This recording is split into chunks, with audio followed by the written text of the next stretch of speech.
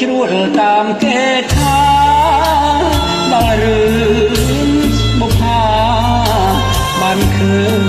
ញពលភ្នែកការរីងក្នុងចិត្តការអិនមានមែនមានក្លិនចម្លើយតាណែកដើមដងឯណា